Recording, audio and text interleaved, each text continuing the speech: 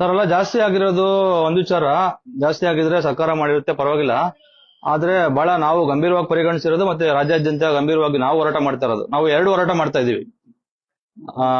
ನೀವೇ ಅಂಗಡಿಯವರ 2 ತರದ್ದು ಹೋರಾಟ ಮಾಡ್ತಾ ಇದೀವಿ. ಒಂದು, ರೈತರಿಗೆ ಮೋಸ ಆಗ್ತಾ ಇತ್ತು.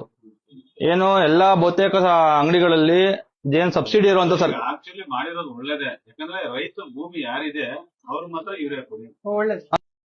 ಅದು ಒಂದು ಪಾರ್ಟ್. ಈಗ ನಾವೇನ್ ಮಾಡ್ತಾ ಇದೀವಿ, ನಾವೇ ಯಾಕೆ ಮಾಡ್ತಾ ಇದೀವಿ ಅನ್ನೋದಕ್ಕೆ ಒಂದು, ರೈತರಿಗೆ ಏನ್ ಕೊಡೋ ರಸಗೊಬ್ಬರ ವಿತರಣೆ ಮಾಡ್ತಾ ಇದ್ರಲ್ಲ ಅಂಗಡಿಗಳಲ್ಲಿ, ಬಹುತೇಕವಾಗಿ MRP ಗಿನ್ನ ಹೆಚ್ಚಿನ ಬೆಲೆಗೆ ಮಾರ್ತಾ ಇದ್ರು ಎಲ್ಲಾ ಕಡೆಗಳಲ್ಲಿ. ಹಿಂದೆ ಇವತ್ತಿಂದಲ್ಲ, ನೆನ್ನೆಯಿಂದಲ್ಲ, ಹಲವಾರು ವರ್ಷಗಳಿಂದ ಹಂಗೆ ನಡ್ಕೊಂಡ್ ಬರ್ತಾ ಇತ್ತು. ಒಂದು, ಅದ್ರ ಕಾರಣಕ್ಕಾಗಿ ರೈತರಿಗೆ ಬಹಳ ಮೋಸ ಆಗ್ತಾ ಇತ್ತು, ಅನ್ಯಾಯ ಆಗ್ತಿತ್ತು. ಸರ್ಕಾರ ನಮ್ಮೆಲ್ಲರ ತೆರಿಗೆ ಹಣದಲ್ಲಿ ಸಬ್ಸಿಡಿ ಕೊಟ್ಟರು ರೈತರಿಗೆ ಆ ಸಬ್ಸಿಡಿ ನೇರವಾಗಿ ಹೋಗ್ತಾ ಇರ್ಲಿಲ್ಲ. ಈ ತರಕ್ಕೆ ಮತ್ತೆ MRP ಜಾಸ್ತಿ ಕೊಟ್ರೆ ಅಲ್ಲೂವರೆ ಇಲ್ಲೂವರೆ 2 ಕಡೆ ಆಗ್ತಾ ಇತ್ತು. ಇದು ಒಂದ್ ಪಾರ್ಟ್. ಇನ್ನೊಂದು ಪಾರ್ಟ್, ನಿಮ್ಮಂತವ್ರು ಸೊಸೈಟಿ ಆಗಿರ್ಲಿ ಅಥವಾ ರಸಗೊಬ್ಬರ ಮಾರಾಟ ಮಾಡೋ ಅಂಗಡಿ ಆಗ್ಲಿ, ಅವರು MRP ಕಡಿಮೆ ಬೆಲೆಗೆ ಮಾರಕ್ ಆಗ್ತಾ ಇರಲಿಲ್ಲ ಅವ್ರಿಗೆ. ಯಾಕೆ ಅಂತಂದ್ರೆ ನಿಮ್ಗೇನೆ ಸಪ್ಲೈ ಮಾಡುವಂತವ್ರು ನಿಮಗೆ ಸರಿಯಾದ ರೀತಿಯಲ್ಲಿ ಅವರು ನಿಮ್ಮ ಅಂಗಡಿಗೆ ಡೆಲಿವರಿ ಕೊಡ್ತಾ ಇರಲಿಲ್ಲ, ನಿಮ್ಗೆ ಟ್ರಾನ್ಸ್ಪೋರ್ಟೇಷನ್ ಕೊಡ್ತಾ ಇರಲಿಲ್ಲ, ಅಥವಾ ಅಲ್ಲಿ ಯಾವ ಬಿಲ್ ಮಾಡುವಂತ ಕಂಪನಿಗಳಲ್ಲೇ ನಿಮಗೆ MRP ತುಂಬಾ ಕಡಿಮೆ ಮಾರ್ಜಿನ್ ಇಟ್ಟು ಬಿಲ್ ಮಾಡ್ತಾ ಇದ್ರು. ಇಲ್ಲಿ ಬರೋ ವರ್ಷದಲ್ಲಿ MRP ಇಂದ ಆಡ್ತಾ ಇತ್ತು. ಸೊ ಇವೆರಡು ವಿಚಾರ ಇಟ್ಕೊಂಡು ನಾವು ಕಳೆದ 1 ತಿಂಗಳಿಂದ ಹೋರಾಟ ಮಾಡಿ KRS ಪಕ್ಷದಿಂದ ನಾವು ಕಮಿಷನರ್ಗೆ ಭೇಟಿ ಮಾಡಿ, ಪ್ರಿನ್ಸಿಪಲ್ ಸೆಕ್ರೆಟರಿಗೆ ಭೇಟಿ ಮಾಡಿ, ಮತ್ತೆ ಬೇರೆ ಬೇರೆ FPOಗಳಿಗಂತೂ ಟ್ರಾನ್ಸ್ಪೋರ್ಟೇಷನ್ ಕೊಡ್ತಾ ಇರಲಿಲ್ಲ. ಸೊ ಈಗ ಅದನ್ನು ಸರಿ ದಾರಿಗೆ ತರಬೇಕಂತ ಹೇಳಿ ಒಂದು ಏನು ಇದೊಂದು ನೆಕ್ಸಸ್, ಒಂದ್ ರೀತಿಯಲ್ಲಿ ರೈತರಿಗೂ ಅನ್ಯಾಯ ಮತ್ತೆ ಅಂಗಡಿ ನಡೆಸೋರ್ಗೂ ಅನ್ಯಾಯ, ಇತರಕ್ಕೆ ಇಬ್ಬರಿಗೂ ಅನ್ಯಾಯ ಆಗ್ತಾ ಇತ್ತು. ಇದನ್ನ ನಿಲ್ಬೇಕಂತ ಹೇಳಿ ನಮ್ಮ ತಾಲೂಕಲ್ಲಿ MRP ಮೇಲೆ ಯಾರು ಮಾಡ್ತಾರೆ. ಹೌದಾ, MRP ಮೇಲೆ ಯಾರು ಫಸ್ಟ್ ಟೈಮ್ ನಾವು ಈ ತರಕ್ಕೆ ಕೇಳ್ತಾ ಇರೋದು. ಬಹಳ ಸಂತೋಷ. ಮಾರ್ಜಿನ್ ಇದೆ ಗೊಬ್ಬರದಲ್ಲಿ 45 ರೂಪಾಯಿ ಮಾರ್ಜಿನ್ ಇದೆ ಡಿಸ್ಟ್ರಿಬ್ಯೂಟರ್. ಯಾಕೆ ಜಾಸ್ತಿ ಅಲ್ಲ, ನಾವು ನಮ್ಮ ಪಕ್ಷದ ವತಿಯಿಂದ ಒಂದು FPO ನಡೆಸ್ತೀವಿ. ನಮಗೆ ನಮ್ಮ ಅಂಗಡಿಗೆ FPO ಐಟಮ್ ಬರೋ ಅಷ್ಟಲ್ಲೇನೆ ಯೂರಿಯಾ ಇರೋದು ಯೂರಿಯಾಗಿನ್ನ 5 ರೂಪಾಯಿ 10 ರೂಪಾಯಿ ಎಕ್ಸ್ಟ್ರಾ ಬಂದ್ಬಿಡ್ತಾ ಇತ್ತು. ಈಗ ನಿಮಗೆ ಅದು ಹೆಂಗ್ ನಡೀತಾ ಇದೆ ಗೊತ್ತಿಲ್ಲ. ಹಂಗಾರೆ ಇಲ್ಲಿ ಕಾಡುಗೋಡಿ ಗೂಡ್ ಶೆಡ್ ಏನಿದೆ, ಹೊಸಕೋಟೆ ಈ ಕಡೆ ಪರವಾಗಿಲ್ಲ. ಅದೇ ನೀವು ಚಿಂತಾಮಣಿ ಆ ಕಡೆ ಆದ್ರೆ ಸ್ವಲ್ಪ ಟ್ರಾನ್ಸ್ಪೋರ್ಟೇಷನ್ ಜಾಸ್ತಿ ಆಗಿದೆ. ಈಗ ಆಕ್ಚುಲ್ ಪ್ರೈಸ್ ಎಷ್ಟು ಸರ್ ಯೂರಿಯಾಗೆ? ಯೂರಿಯಾಗೆ 269 ರೂಪಾಯಿ 74 ಪೈಸೆ. 290 270 ಅಲ್ವಾ? ಈಗ ನಮ್ಮವ್ರು ಬೇರೆ ಅಂಗಡಿಗಳು ಕೇಳ್ಕೊಂಡ್ ಬಂದಾರೆ, ಅವರು 290 300 ಹಿಂಗೆಲ್ಲ ಹೇಳಿದ್ದಾರೆ. ವಿಡಿಯೋ ಇದೆ. ಅವ್ರದ್ದು ಬಿಡಿ, ಅವ್ರದ್ದು ಇವ್ರು ಯಾರು ನಾವೆಲ್ಲೂ ಮಾಡ್ತಾನೆ ಇಲ್ಲ ಅಂತ ಅಲ್ಲ, ಇವ್ರದ್ದು ಸೊಸೈಟಿ ಒಂದು ಇವರು ಅಲ್ಲ, ಇವ್ರು ಹೇಳಿದ್ರು ಇಲ್ಲೆಲ್ಲೂ ತಾಲೂಕಲ್ಲಿ ಯಾರು ಮಾಡ್ತಾನೆ ಇಲ್ಲ ಅನ್ನೋ ಕಾರಣಕ್ಕೆ ಹೇಳಿದಲ್ಲ. ತಾಲೂಕಲ್ಲಿ ಇರೋದೇ 3, ಒಂದು ಚಂಡಿಕೇಶ್ವರ ಇದೆ, ಒಂದು ಬಸವೇಶ್ವರ, ಇನ್ನ ನಮ್ಮ ಸೊಸೈಟಿ ಬ್ರಾಂಚ್ಗಳು ಎಲ್ಲ ಹೋಬಳಿ ಮಾಡಿದ್ರು. ನೀವು ಮತ್ತೆ ಸಪ್ಲೈ ಮಾಡ್ತೀರಾ ಹೋಬಳಿ ಲೆವೆಲ್ಗೆ ಅಂತ ಕಡೆಗೆ? ತಾವರೆಕೆರೆ ನಮ್ಮ ಬ್ರಾಂಚ್ ಇದೆ, ಇದು ಎಕ್ಸ್ಪ್ರೆಸ್ ಇದೆ, ಮಲ್ಮಾರ್ಪುರ ಇದೆ, ನಂದಗುಡಿ ಇದೆ. ಏನ್ ಸೊಸೈಟಿ ಇದು? ಇದು taluk agriculture marketing. VSSN. TAPC. ಅದೇ ಅದ್ರ ಮೇಲ್ಗಡೆ ಇರೋಂಥದ್ದು. ಸರಿ ಸರ್, ಆಯ್ತು. ಈಗ ನೀವು MRP ಎಲ್ಲ MRP ಬೆಲೆಗೆ ಮಾಡ್ತಾ ಇದೀರಿ. ಏನಿದು, ಏನು ನಿಮ್ಮ ಸೊಸೈಟಿ ಹೆಸರೇನು? TAPCMS. ಆಯ್ತು. ಈಗ ಮತ್ತೆ ಇದು ಈಗೆಲ್ಲ ಸ್ಟಾಕು ಇದೆ. ಆಲ್ಮೋಸ್ಟ್ DAP ಒಂದಿಲ್ಲ. DAP ಇಲ್ಲ. ಯಾಕೆ DAP ಇಲ್ಲ? ಬರ್ತಾ ಇಲ್ಲ ಮ್ಯಾನುಫ್ಯಾಕ್ಚರಿಂಗ್.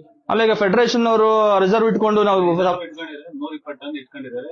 ರಾಗಿ ಭತ್ತಕ್ಕೆ ರಾಗಿ ಟೈಮ್ ಕೊಡೋಣ ಅಂತ ರಿಸರ್ವ್ ಮಾಡಿ ಇಟ್ಕೊಂಡಿದ್ದಾರೆ. 120 ಟನ್ ದೊಡ್ಡಬಳ್ಳಾಪುರ, ಹೊಸಕೋಟೆ, ನೆಲಮಂಗಲ ಇಟ್ಕೊಂಡಿದ್ದಾರೆ. ಸಾಕಾಗುತ್ತಾ 120 ಟನ್? 120 ಅಲ್ಲ, 1000 ಟನ್ ಇದ್ರೆ ಸಾಕು. ಅಲ್ಲಲ್ಲ, ಈಗ 120 ಟನ್ ನೀವ್ ಹೇಳೋದಕ್ಕೆ ಏನೇನ್ಕೂ ಸಾಲ್ತಾ ಇಲ್ಲ. ಒಂದ್ ದಿವಸಕ್ಕೆ ಖಾಲಿ ಆಗ್ತದೆ. DAP ಮತ್ತೆ ಸರ್ಕಾರ ಹೇಳ್ತಾ ಇದೆಯಲ್ಲ, ನಾವು ಅಷ್ಟು ರಿಸರ್ವ್ ಮಾಡಿದೀವಿ, ಎಷ್ಟು ರಿಸರ್ವ್ ಮಾಡಿದೀವಿ ಅಂತ ಹೇಳಿ. ಅಲ್ಲಿ ಸೆಂಟ್ರಲ್ ಗವರ್ಮೆಂಟ್ ಅವರೇ ಉತ್ತರ ಕೊಡ್ತಾ ಇದಾರೆ. ಈ ವರ್ಷ ಏನೇನು ಇಲ್ಲ, ನಾವು ಬಫರ್ ಸ್ಟಾಕ್ ಅಷ್ಟು ಟನ್ ಇಷ್ಟು ಕೋಟಿ ಎಷ್ಟು ಲಕ್ಷ ಟನ್ ಇಟ್ಟಿದ್ವಿ ಅಂತ ಹೇಳಿ ಹೇಳ್ತಾ ಇದಾರಲ್ಲ.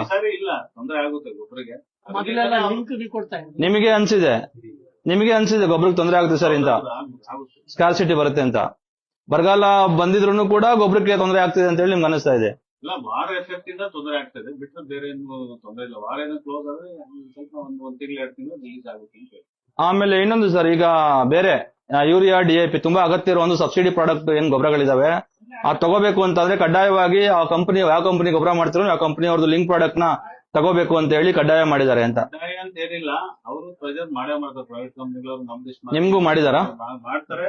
ನಾವು ಲಿಂಕ್ ಅಂತ ಮಾಡಕ್ ಬರಲ್ಲ. ನೀವು ಮಾಡ್ತಾ ಇಲ್ಲ? ಲಿಂಕ್ ಅಂತ ಕೊಡಕ್ಕೆ ಅಲ್ಲ, ಅವ್ರು ನೇರವಾಗಿ ಜೊತೆನೆಲ್ಲ ಕಳಿಸ್ಬಿಡ್ತಾರಂತಲ್ಲ, ಆ ರೀತಿ ಜೊತೆಲೆ ಕಳ್ಸಾರ. ಯಾವಾಗ ಒಂದು ಟೈಮ್ ಕಳ್ಸಾರ ಲಿಂಕ್ ಅಂತ ನಾವು ಮಾಡಕ್ ಹೋಗಲ್ಲ, ಅವ್ರು ಹೇಳಲ್ಲ. ಬಟ್ ಮಾಡ್ಕೊಡ್ರಿ ಅಂತ ಹೇಳ್ತಾರೆ. ಅಲ್ಲ, ನಿಮಗೂ ಅವರು ಹಂಗೆ ಆತರ ಏನು ಶೋಷಣೆ ಮಾಡಬಾರ್ದಲ್ಲ ಅವರು ಅಂಗಡಿಯವರು, ಅಲ್ಲ ಸಾರಿ ಕಂಪನಿಯವರು, ಇಫ್ಕೋ ಆಗ್ಲಿ ಕ್ರಿಪ್ಕೋ ಆಗ್ಲಿ, ಯಾವ ಕಂಪನಿಯವ್ರು ಹಂಗ್ ಮಾಡಿದಾರೆ? ಎಲ್ಲಾ ಕಂಪನಿಗಳು ಆಲ್ಮೋಸ್ಟ್ ಈಗ ಅದೇ ಅಂತಲ್ಲ, ಬೇರೆ ಗೊಬ್ಬರ ಯಾವ್ದೋ ಒಂದು ತಗೊಳ್ಳಿ ಕಾಂಪೋಸ್ಟ್ ತಗೊಳ್ಳಿ ಅಂತ. ಬಟ್ ಅದ್ ಲಿಂಕ್ ಅಂತ ಅವ್ರು ಹೇಳಲ್ಲ, ನಾವು ಲಿಂಕ್ ಅಂತ ನಾವು ಕೊಡ್ತೀವಿ. ಅಲ್ಲ, ಅದು ಬಹಳ ದೊಡ್ಡ ಸಮಸ್ಯೆ. ಬಟ್ ನೀವು ಪಾಪ ಹಂಗ್ ಮಾಡಿಂದ ಇರ್ಬೋದು. ಅದಕ್ಕೆ ತಕ್ಕ ಬೆಳೆ ಏನ್ ಉಪಯೋಗ ಅದಕ್ಕೆ ಆ ಬೆಳೆ ಕೊಡ್ಬೋದು. ಲಿಂಕ್ ಅಂತ ಅದಕ್ಕೆ ಅಲ್ಲ ಸರಿ, ಆ ಬೆಳೆಗೆ ಯಾರಿಗೋ ಅಗತ್ಯ ಇರೋರಿಗೆ ಮಾರೋದ್ರಲ್ಲಿ ಏನ್ ತೊಂದರೆ ಇಲ್ಲ ಅವ್ರು ಕೊಡೋ ಪ್ರಾಡಕ್ಟ್ ನ. ಆದ್ರೆ ನಾನು ಗೊಬ್ಬರ ತೊಗೊಳಕ್ ಬರ್ತೀನಿ, ಯೂರಿಯಾ ತೊಗೊಳಕ್ ಬರ್ತೀನಿ, ನೀವು ಯೂರಿಯಾ ತೊಗೊಳಕ್ ಬಂದ್ರೆ ಇದನ್ನ ತಗೊಳ್ಳೇಬೇಕಪ್ಪ ಅಂತ ಹೇಳಿ ಅವ್ನಿಗೆ ಕೊಟ್ಬಿಡೋದು.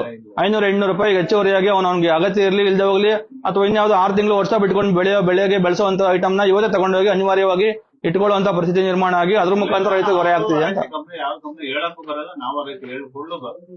ಅಲ್ಲ, ಕಂಪ್ನಿಯವರು ಹೇಳ್ತಿದ್ದಾರೆ, ಕೊಡ್ತಾ ಇದಾರೆ ಒಟ್ನಲ್ಲಿ ಅವರು ಲಿಂಕ್ ಪ್ರಾಡಕ್ಟ್ ನ ಜೊತೆ ಕೊಡ್ತಾ ಇದಾರೆ, ಬಟ್ ನೀವು ಮಾಡ್ತಿಲ್ಲ ಅಂತ ಹೇಳ್ತಾ ಇದ್ದೀರಾ, ಮಾಡ್ತಾ ಇಲ್ಲ ಅಂತ. ಮಾರಾಟ ನಾವು ಮಾಡ್ತಾರೆ. ಎಲ್ಲಾ ಮಾಡ್ತೀರಿ, ಬಟ್ ಆ ತಕ್ಕನ ರೈತರು ಕೇಳ್ಬಿಟ್ಟು ಯಾವ ಬೆಳೆ ಉಪಯೋಗಿಸಿ ಏನ್ ಮಾಡ್ತಾ ಇದ್ರ, ಯಾವ ಸ್ಟೇಜ್ ಇದು ಕೊಡಿ ಕೇಳಿ ನಾವು ಬೇಕಾದ್ರೆ ಸೇಲ್ ನೀವು ಒತ್ತಡ ಆಗ್ತಿಲ್ಲ ಯಾರಿಗೂ, ಒತ್ತಡ ಏನು ಲಿಂಕ್ ಇದನ್ನ ತಗೊಳ್ಳೇಬೇಕು, ಇದು ತಗೊಂಡ್ರೆ ಅಂತ ಹೇಳಿ.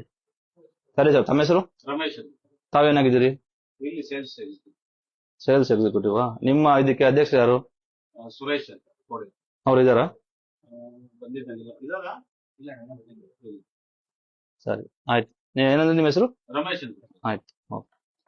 ನಾವು ಇವತ್ತು ನೀವು ನೋಡ್ಬೋದು, ಇಲ್ಲಿ ಬೆಂಗಳೂರು ಗ್ರಾಮಾಂತರ ಜಿಲ್ಲೆಯ ಹೊಸಕೋಟೆ ತಾಲೂಕು ವ್ಯವಸಾಯ ಉತ್ಪನ್ನ ಮಾರಾಟ ಸಹಕಾರ ಸಂಘ, ಏನು ಇವರು ಒಂದು ಸೊಸೈಟಿ ಅಲ್ಲಿ ರಸಗೊಬ್ಬರ ಮಾರಾಟ ಮಾಡ್ತಾರೆ. ಸೊ ಹಾಗಾಗಿ ರಾಜ್ಯಾದ್ಯಂತ ಇವತ್ತು ರೈತರನ್ನ ಶೋಷಣೆ ಮಾಡೋದು ಒಂದ್ ಕಡೆ, ಮತ್ತೊಂದ್ ಕಡೆ ರಸಗೊಬ್ಬರ ಮಾರಾಟ ಮಾಡುವಂತ ಕಂಪನಿಗಳು ರಸಗೊಬ್ಬರ ಮಾರಾಟ ಮಾಡುವಂತ ಅಂಗಡಿಯವ್ರನ್ನ ಮತ್ತೆ ಸೊಸೈಟಿಯವ್ರನ್ನ ಮತ್ತೆ FPOದವ್ರನ್ನ ಶೋಷಣೆ ಮಾಡುವಂತಹ 2 ತರಹದ ಅಕ್ರಮಗಳು ಹಲವಾರು ವರ್ಷಗಳಿಂದ ಇವತ್ತು ರಾಜ್ಯದಲ್ಲಿ ನಡ್ಕೊಂಡು ಬಂದ್ಬಿಟ್ಟಿದೆ. ಇದು ಒಂದ್ ರೀತಿಯಾಗಿ ಯಾವುದೇ ಪಕ್ಷಗಳು ಮತ್ತೆ ಯಾವುದೇ ಅಧಿಕಾರಿಗಳು ಇದನ್ನ ಪ್ರಶ್ನೆ ಮಾಡೋದಕ್ಕೆ ಹೋಗ್ತಾ ಇರಲಿಲ್ಲ. ನಿರಂತರವಾಗಿ ಇದೊಂದು ದಂಧೆ ಅಕ್ರಮ ನಡ್ಕೊಂಡು ಬರ್ತಾ ಇತ್ತು.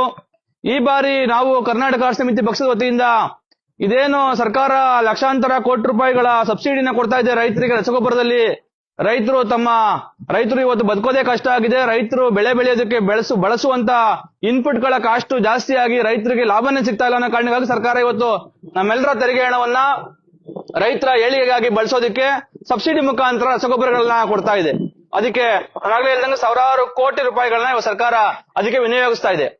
ಅದರ ಹೊರತಾಗಿಯೂ ಕೂಡ ಇವತ್ತು ಏನು ಒಂದಷ್ಟು ಕಳ್ಳ ಅಕ್ರಮ ಮಾಡೋದನ್ನೇ ತಮ್ಮ ಬದುಕಾಗಿಸಿಕೊಂಡಿರುವಂತಹ ಭ್ರಷ್ಟ ಅಧಿಕಾರಿಗಳು ಒಂದ್ ಕಡೆ ಶಾಮೀಲಾಗಿ, ಇನ್ನೊಂದು ಕಡೆ ಅನೈತಿಕವಾದಂತಹ ವ್ಯಾಪಾರವನ್ನೇ ಮಾಡ್ಕೊಂಡು ಇದುವರೆಗೂ ಬಂದಿರುವಂತಹ ರಸಗೊಬ್ಬರ ತಯಾರು ಮಾಡುವಂತ ಕಂಪನಿಗಳು. ಅದರಲ್ಲೂ ಬಹಳ ನಾಚಿಕೆಗೇಡಿನ ವಿಚಾರ, ಈ ಇಫ್ಕೋ ಮತ್ತೆ ಕ್ರಿಪ್ಕೋ ಅನ್ನುವಂತಹ ಅವರು ಕೂಡ ಕೋಆಪರೇಟಿವ್ ಸೊಸೈಟಿ, ಏನು ಜನರಿಂದನೇ ಒಂದು ಪ್ರಾರಂಭವಾಗಿರುವಂತಹ ಕೋಆಪರೇಟಿವ್ ಸೊಸೈಟಿಗಳ ಮುಖಾಂತರವೇ ರಸಗೊಬ್ಬರವನ್ನ ತಯಾರಿಕೆ ಮಾಡುವಂತಹ ಕಂಪನಿಗಳನ್ನ ನಡೆಸ್ತಾ ಇರುವಂತಹ ಇಫ್ಕೋ ಮತ್ತು ಕ್ರಿಪ್ಕೋ ಅನ್ನುವಂತಹ ಹಣದಾಹಿ ಕಂಪನಿಗಳು ಇವತ್ತು ರೈತರಿಗೆ ಸಬ್ಸಿಡಿನಲ್ಲಿ ಕೊಡಬೇಕಾಗಿರುವಂತಹ ರಸಗೊಬ್ಬರಗಳನ್ನ ಅವರೇನೆ, ಕಾನೂನು ಬಹಳ ಸ್ಪಷ್ಟವಾಗಿದೆ, ತಯಾರು ಮಾಡುವಂತಹ ಕಂಪನಿಯವರು ಏನು ಇಂಡೆಂಟ್ ನ ಕೊಡ್ತಾರೆ, ರಸಗೊಬ್ಬರ ಮಾರಾಟ ಮಾಡೋ ಅಂಗಡಿಯವರು ಸೊಸೈಟಿಯವರು ಅವ್ರು ಕೊಡುವಂತ ಇಂಡೆಂಟಿಗೆ ತಕ್ಕಂತಹ ಏನು ವಸ್ತುಗಳನ್ನ ಇದನ್ನ ರಸಗೊಬ್ಬರವನ್ನ ಅವರ ಅಂಗಡಿಯ ಬಳಿಗೆ ತೆಗೆದುಕೊಂಡು ಹೋಗಿ ಕೊಡುವಂತದ್ದು ಅವರ ಜವಾಬ್ದಾರಿ, ಕಂಪನಿಯವರ ಜವಾಬ್ದಾರಿ.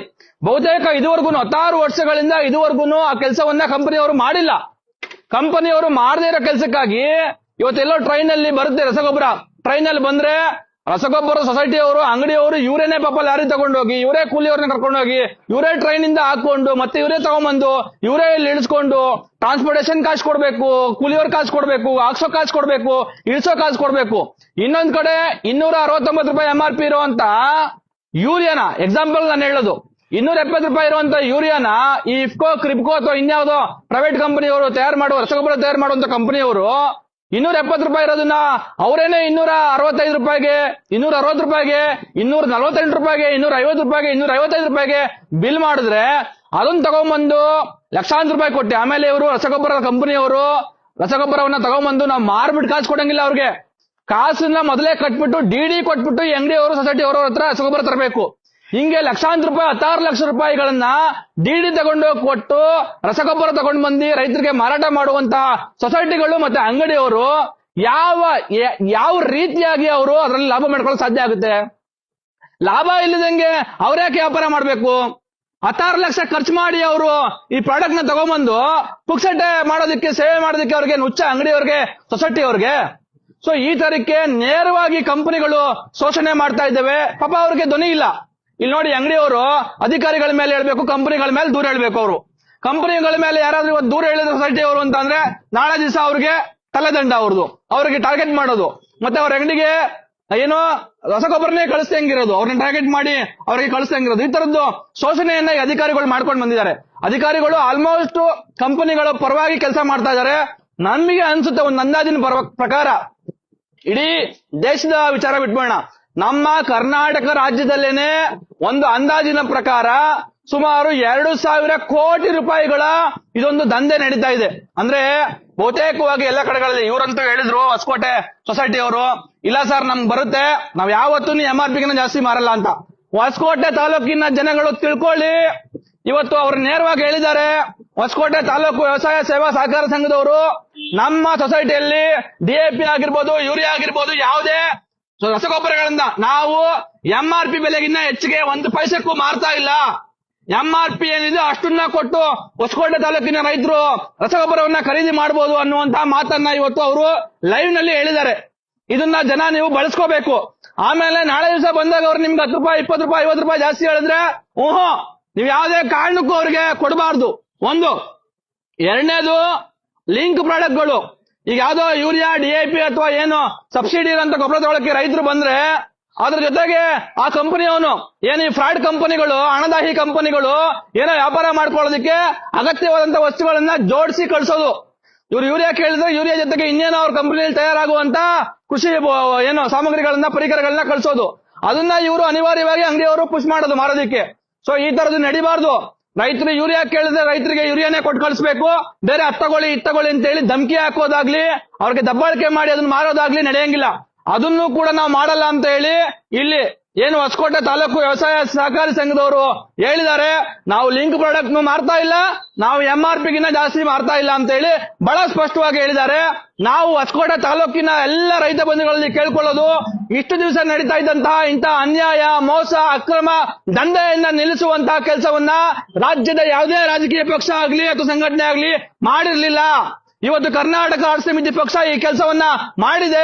ಬಹಳ ದೊಡ್ಡ ಒಂದು ವಿಚಾರವಾಗಿ ಇದನ್ನು ತೆಗೆದುಕೊಂಡು ಸಾಕಷ್ಟು ಅಧಿಕಾರಿಗಳ ಜೊತೆಯಲ್ಲಿ ಅನುಸರಣೆ ಮಾಡಿ ನಮ್ಮ ಗೌರವಾಧ್ಯಕ್ಷರಾಗಿರ್ತಕ್ಕಂಥ ರವಿಕೃಷ್ಣ ರೆಡ್ಡಿ ಅವರೇ ಹಲವಾರು ಬಾರಿ ಕೃಷಿ ಕಮಿಷನರ್ ಹತ್ರ, ಆಯುಕ್ತರ ಹತ್ರ ಮಾತಾಡಿ ಇದಕ್ಕೊಂದು ತಾರ್ಕಿಕ ಅಂತ್ಯವನ್ನ ಕಾಣಿಸ್ಬೇಕು ಅಂತ ಹೇಳಿ ಹೋರಾಟವನ್ನ ಮಾಡಿದ ಫಲವಾಗಿ ಇವತ್ತು ಈ ತರಕ್ಕೆ MRP ಗೊಬ್ಬರ ಸಿಗುವಂತ ವಾತಾವರಣ ರಾಜ್ಯದಲ್ಲಿ ನಿಧಾನಕ್ಕೆ ನಿರ್ಮಾಣ ಆಗ್ತಾ ಇದೆ.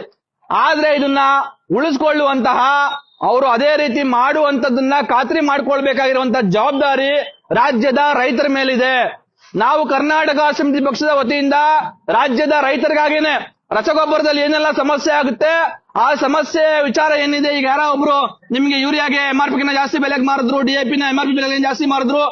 ಯೂರಿಯಾ DAP ಅಲ್ಲ, ರಸಗೊಬ್ಬರ ಯಾವುದೇ ರಸಗೊಬ್ಬರವನ್ನ MRP ಬೆಲೆಗಿನ್ನ ಜಾಸ್ತಿ ಮಾರಂಗಿಲ್ಲ. ಆಮೇಲೆ ಲಿಂಕ್ ಪ್ರಾಡಕ್ಟ್ ಇನ್ನೊಂದೇನೋ ಜೊತೆಗೆ ತಗೊಳ್ಳಿ ಅಂತ ಹೇಳಿ ದಬ್ಬಾಳಿಕೆ ಶೋಷಣೆ ಮಾಡಿದ್ರೆ ನೀವು ನೇರವಾಗಿ KRS ಪಕ್ಷದ ಸಹಾಯವಾಣಿಗೆ ಕರೆ ಮಾಡಿ. KRS ಪಕ್ಷದ ಸಹಾಯವಾಣಿಯನ್ನ ನಾವು ಈ ವಿಡಿಯೋ ಜೊತೆ ಡಿಸ್ಕ್ರಿಪ್ಷನ್ ಅಲ್ಲಿ ಹಾಕಿರ್ತೀವಿ. ರಾಜ್ಯದ ಯಾವುದೇ ಭಾಗದ ಜನರಾಗ್ಲಿ, ಅದು ಹೊಸಕೋಟೆಯವರಂತ ಅಲ್ಲ, ಇವತ್ತು ಕರ್ನಾಟಕದಾದ್ಯಂತ ನಮ್ಮ ಪಕ್ಷದ ವತಿಯಿಂದ ನಿರಂತರವಾಗಿ ಹೋರಾಟ ನಡೀತಾ ಇದೆ. ಪ್ರೆಸ್ ಮೀಟ್ ಮಾಡಿದ್ದೀವಿ, ಅಲ್ಲಿರೋ ಜಾಯಿಂಟ್ ಡೈರೆಕ್ಟರ್ನ ಹೋಗಿ ಭೇಟಿ ಮಾಡಿದ್ದೀವಿ. ಇದೀಗ ಈ ತರದೊಂದು ಸೊಸೈಟಿಗಳಿಗೆ ಮತ್ತೆ ರಸಗೊಬ್ಬರದ ಅಂಗಡಿಗಳಿಗೆ ಹೋಗಿ ಅದನ್ನ ಪರಿಶೀಲನೆ ಮಾಡುವಂತಹ ಮತ್ತೆ ಇದನ್ನ ಖಾತ್ರಿ ಮಾಡುವಂತಹ ಕೆಲಸವನ್ನ ನಮ್ಮ ಪಕ್ಷದ ಸೈನಿಕರು ರಾಜ್ಯಾದ್ಯಂತ ಮಾಡ್ತಾ ಇದ್ದಾರೆ. ಹಾಗಾಗಿ ರೈತರು ನೀವು ಯಾವುದೋ ಕಾರಣಕ್ಕೆ ನಿಮ್ಗೇನೋ ತುಂಬಾ ಅಗತ್ಯ ಅನ್ನೋ ಕಾರಣಕ್ಕಾಗಿ ದಯವಿಟ್ಟು 1 ರೂಪಾಯಿ ಎಕ್ಸ್ಟ್ರಾ ಕೇಳಿದ್ರು ಕೊಡಬೇಡಿ. ನೀವು MRP ಮೇಲೆ ಇವತ್ತು 1 ರೂಪಾಯಿ ಎಕ್ಸ್ಟ್ರಾ ಕೊಟ್ರೆ ನಾಳೆ ಅವ್ರು 100 ರೂಪಾಯಿ ಎಕ್ಸ್ಟ್ರಾ ಇಸ್ಕೋತಾರೆ. ಹಾಗಾಗಿ ನೀವು ಮುಲಾಜಿಲ್ಲದೆ ಯಾವುದೇ ಕಾರಣಕ್ಕೂ MRP ಹೆಚ್ಚಿನ ಬೆಲೆಗೆ ಕೊಡಬೇಡಿ. ಹಾಗೇನಾದ್ರೂ MRP ಹೆಚ್ಚಿಗೆ ಬೆಲೆಗೆ ಅವ್ರಿಗೂ ನಿಮ್ಮನ್ನ ಏನೋ ಹಣ ಕೇಳಿದ್ರೆ ಬಂದು KRS ಪಕ್ಷದವ್ರಿಗೆ ಫೋನ್ ಮಾಡಿ, ಅಥವಾ ಅವ್ರಿಗೆ ಹೇಳಿ ನಾವು KRS ಪಕ್ಷದವ್ರಿಗೆ ಫೋನ್ ಮಾಡ್ತೀವಿ ಅಂತ. ಈಗಾಗಲೇ ನಾವು ಕಮಿಷನರ್ಗೆ, JDಗೆ, ಅಸಿಸ್ಟೆಂಟ್ ಡೈರೆಕ್ಟರ್ಗೆ ಎಲ್ರಿಗೂ ಹೇಳಿದೀವಿ. ಈಗ ಇನ್ನೊಂದ್ಸಾರಿ ಅಸಿಸ್ಟೆಂಟ್ ಡೈರೆಕ್ಟರ್ನ ಭೇಟಿ ಮಾಡಿ, ಇಲ್ಲೇ ತಾಲೂಕು ಅಸಿಸ್ಟೆಂಟ್ ಡೈರೆಕ್ಟರ್ನ ಹೊಸಕೋಟೆ ಅವ್ರನ್ನ ಭೇಟಿ ಮಾಡಿ ಅವ್ರಿಗೂ ವಿಚಾರವನ್ನ ಮಾತಾಡ್ತೀವಿ. ಇನ್ನೊಂದ್ 2-3 ಅಂಗಡಿಗೆ ನೋಡ್ತೀವಿ.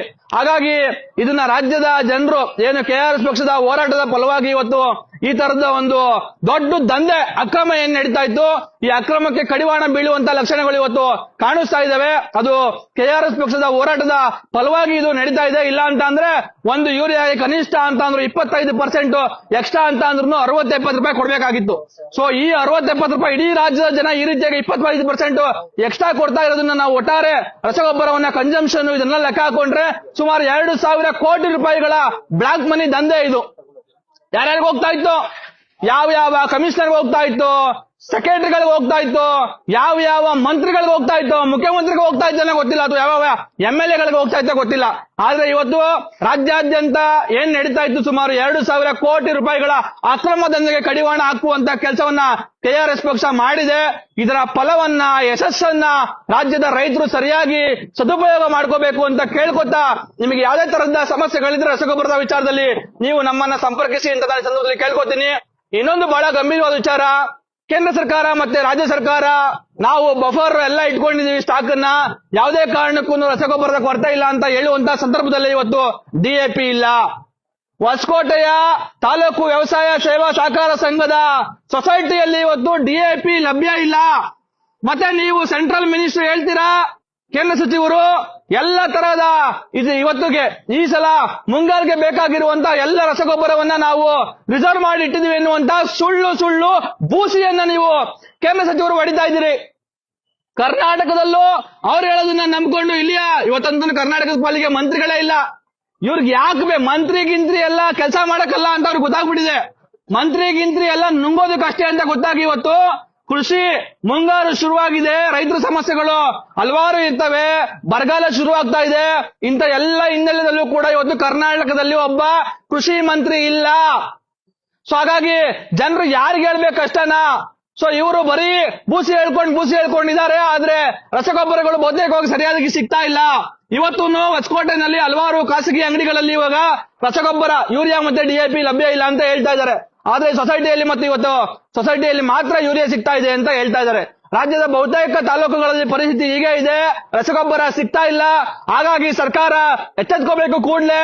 ರೈತರಿಗೆ ಏನು ಅನಾನುಕೂಲ ಆಗ್ತಾ ಇದೆ, ರೈತರ ಸಮಸ್ಯೆ ಏನು ಅನ್ನೋದನ್ನ ರಾಜಕಾರಣ ಮಾಡೋದನ್ನ ಬಿಟ್ಟು ಸೇವೆ ಮಾಡೋದಕ್ಕೆ ಸರ್ಕಾರ ಮುಂದಾಗಬೇಕು ಅಂತ ಕೇಳ್ಕೊತಾ, ಕೇಂದ್ರ ಸಚಿವರು ನರೇಂದ್ರ ಮೋದಿ ಅವರು ಈ ಕೂಡಲೇ ನೀವು ಅಷ್ಟೇ ಬರೀ ಬೂಸಿ ಹೊಡೆಯೋದು, ಸುಳ್ಳು ಹೇಳೋದನ್ನ ಬಿಟ್ಟು ಗೊಬ್ಬರ ಐತೆ ಅಂತ ಹೇಳ್ಕೊಂಡೇನೆ ಜನರಿಗೆ ಮೋಸ ಮಾಡೋದನ್ನ ನಿಲ್ಲಿಸಿ, ಗೊಬ್ಬರ ಎಷ್ಟಿದೆ, ಎಷ್ಟು ಸಪ್ಲೈ ಆಗ್ತಾ ಇದೆ, ಯಾಕೆ ಗೊಬ್ಬರ ಲಭ್ಯ ಆಗ್ತಾ ಇಲ್ಲ ಅನ್ನೋದ್ರ ಬಗ್ಗೆ ತಾವು ಪರಿಶೀಲಿಸಿ ಅದಕ್ಕೆ ಬೇಕಾಗಿರುವಂತ ಅಗತ್ಯ ಕ್ರಮಗಳನ್ನ ಜರುಗಿಸಬೇಕು ಅಂತ ಹೇಳಿ ಕೇಳ್ಕೊತಾ, ಮತ್ತೊಮ್ಮೆ ರಾಜ್ಯದ ಜನರು ಮುಖ್ಯವಾಗಿ ರೈತರು ಈ ಒಂದು ಏನು KRS ಪಕ್ಷದ ಹೋರಾಟದ ಫಲವಾಗಿ ಒಂದಷ್ಟು ಈಗ ಬದಲಾವಣೆಗಳಾಗ್ತಾ ಇದೆ, ಬದಲಾವಣೆಗಳನ್ನ ಖಾತ್ರಿ ಮಾಡ್ಕೋಬೇಕು ಅಂತ ಹೇಳಿ ನಾನು ರಾಜ್ಯದ ಎಲ್ಲ ರೈತ ಬಂಧುಗಳಲ್ಲಿ ಕೇಳ್ಕೊತಾ ಇವತ್ತಿನ ಒಂದು ಲೈವ್ ಕಾರ್ಯಕ್ರಮವನ್ನ ಮುಕ್ತಾಯ ಮಾಡ್ತಾ ಇದ್ದೀವಿ. ಜೈ ಹಿಂದ್, ಜೈ ಕರ್ನಾಟಕ, ಜೈ KRS. ಕರ್ನಾಟಕ ರಾಷ್ಟ್ರ ಸಮಿತಿ ಪಕ್ಷಕ್ಕೆ, KRS ಪಕ್ಷಕ್ಕೆ, ಲಂಚ ಮುಕ್ತ ಕರ್ನಾಟಕ, ಭ್ರಷ್ಟಾಚಾರ ಮುಕ್ತ ಕರ್ನಾಟಕ, ಕುವೆಂಪುರವರ ಸರ್ವೋದಯ ಕರ್ನಾಟಕ, ಬಸವಣ್ಣನವರ ಕಲ್ಯಾಣ ಕರ್ನಾಟಕ, ಕರ್ನಾಟಕ ರಾಷ್ಟ್ರ ಸಮಿತಿ ಪಕ್ಷಕ್ಕೆ, KRS ಪಕ್ಷಕ್ಕೆ. Thank you.